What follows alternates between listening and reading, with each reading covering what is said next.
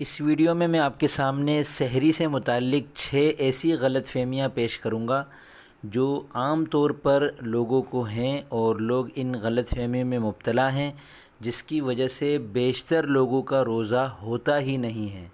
سارا دن بھوکا پیاسا رہیں اور صرف مسئلہ معلوم نہ ہونے کی وجہ سے سحری ہی غلط ہو جائے اور روزہ ہی نہ ہو تو کتنے نقصان کی بات ہے۔ تو اس ویڈیو کا مقصد یہ ہے کہ جن لوگوں کو یہ مسائل نہیں معلوم ان تک یہ مسائل پہنچ جائیں اور ان کی محنت، ان کی مشقت ضائع ہونے سے بچ جائے۔ تو یہ پوری ویڈیو آپ دھیان سے دیکھیے گا۔ اگر آپ روزہ رکھتے ہیں اور آپ چاہتے ہیں کہ آپ کا روزہ خراب نہ ہو اور سحری سے متعلق آپ ان غلط فہمیوں کا شکار ہیں تو یہ ویڈیو آپ کے لیے بہت زیادہ کارآمد ہوگی انشاءاللہ۔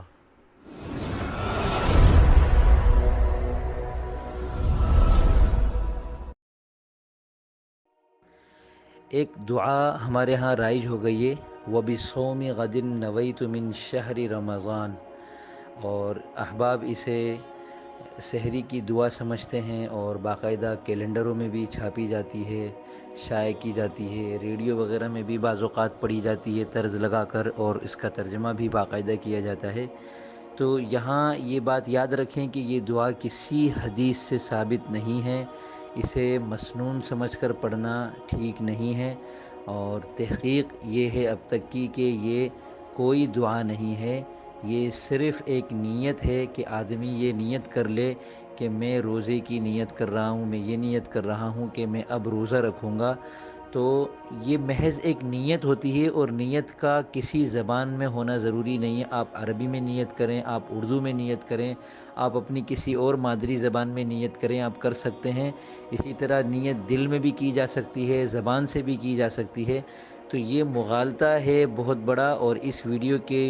توسط سے میں آپ حضرات کا یہ مغالطہ دور کرنا چاہ رہا ہوں کہ وَبِصَوْمِ غَدٍ نَوَيْتُ مِنْ شَهْرِ رمضان کو باقاعدہ دعا سمجھ کر بچوں کو یاد کروانا بھی ضروری نہیں ہے، اسے دعا سمجھ کر پڑھنا بھی ٹھیک نہیں ہے، اور یہ ایک نیت ہے جو آپ کسی بھی طریقے سے کر سکتے ہیں۔ جب آپ سحری کر رہے ہوں تو آپ کی یہ نیت ہونی چاہیے کہ اب میں انشاءاللہ روزہ رکھوں گا، جب فجر کا وقت ہو جائے گا تو اب میں شام تک کچھ کھاؤں گا پیوں گا نہیں، اور میں اللہ کے لیے روزہ رکھوں گا،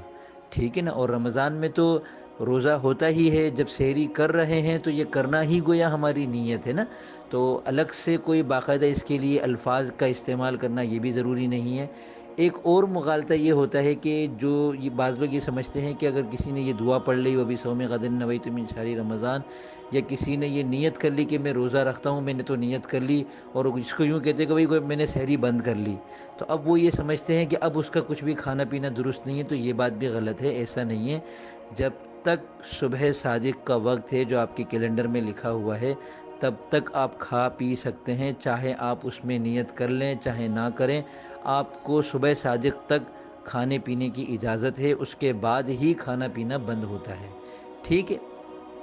ایک تیسرا مغالطہ یہاں پر یہ ہے جو جس کی وجہ سے میں سمجھتا ہوں کہ بے شمار لوگوں کا روزہ ہوتا ہی نہیں ہے، اور وہ بیچارے پورا دن بھوکے پیاسے رہتے ہیں، اور اس کے باوجود ان کے اوپر ایک روزے کی قضا لازم آ جاتی ہے۔ کفارہ نہیں آتا اس مسئلے کی روشنی میں، لیکن قضا ضرور لازم آ جاتی ہے، اور وہ غلطی ان کی یہ ہے کہ وہ یہ سمجھتے ہیں کہ جو منٹ کیلنڈر میں لکھا ہوا ہے اس کے آخر تک کھانا پینا ہے، ہمیں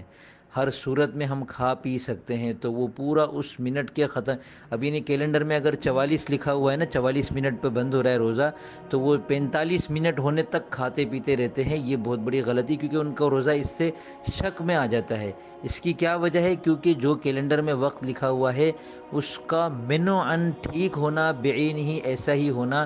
یہ ضروری نہیں ہے، ممکن ہے کچھ ایک آدھ منٹ کچھ سیکنڈ آگے پیچھے ہو۔ اس وجہ سے علماء یہ کہتے ہیں کہ جو وقت کیلنڈر میں لکھا ہوا ہے سحری کا، اس سے 5 منٹ پہلے آپ سحری بند کر لیں تاکہ آپ کی سحری دائرہ شک میں داخل نہ ہو جائے۔ اسی طرح چونکہ اذان جو ہے وہ وقت کے داخل ہونے کے بعد ہی دینا ٹھیک ہے، تو جو مؤذنین حضرات ہیں وہ جو کیلنڈر میں وقت لکھا ہوا ہے اس کے 5 منٹ کے بعد اذان دیا کریں، لیکن یہاں پھر یہ مسئلہ ہو جاتا ہے کہ یہ تو پورا 10 منٹ کا فاصلہ آ جاتا ہے، اور ایک اگلا جو مغالطہ ہے وہ اسی کے ذیل میں ہے کہ بہت سے لوگ یہ بھی سمجھتے ہیں کہ ہم اذان کے ہونے تک کھا پی سکتے ہیں، تو ایسا نہیں ہے۔ لوگوں کو یہ بات بتانی چاہیے کہ آپ کی سحری کے بند ہونے کا تعلق اذان کے ساتھ نہیں ہے، وقت کے ساتھ ہے، جو آپ کو کیلنڈر میں لکھا ہوا ملتا ہے اس سے 5 منٹ پہلے آپ اپنا روزہ بند کر لیا کریں، ٹھیک ہے نا؟ تو یہ مغالطہ جب دور ہو جائے گا تب ہم بر وقت اذان بھی دے سکیں گے، اور جو سحری کا وقت ہے، جو صبح صادق کا وقت ہے، اس سے 5 منٹ کے بعد اگر ہم اذان دیں گے تو چونکہ عوام کا یہ مغالطہ ہم نے دور کر دیا ہوگا، تو پھر وہ اس میں نہیں آئیں گے کہ بھئی اذان ہو رہی ہے لہذا کھاتے پیتے رہو۔ تو یہ ائمہ کرام کی ذمہ داری ہے کہ وہ بار بار اپنے مقتدیوں کو یہ بات سمجھاتے رہیں، دھیرے دھیرے انشاءاللہ یہ بات سمجھ میں آ جائے گی۔ ایک طریقہ مناسب سے یہ بھی ہے کہ مؤذن جو ہے وہ وقت ختم ہونے سے 5 منٹ پہلے، جو کیلنڈر میں وقت ہے اس سے 5 منٹ پہلے اسپیکر پہ یہ اعلان کر دے کہ بھئی روزہ بند ہو گیا، ٹھیک ہے؟ اور پھر 5 منٹ کے بعد، یعنی اس اعلان کے 10 منٹ کے بعد اذان دے دی جائے، تو لوگوں کو پتہ چل جائے گا بھئی اذان کے ساتھ ہماری سحری کا تعلق نہیں ہے۔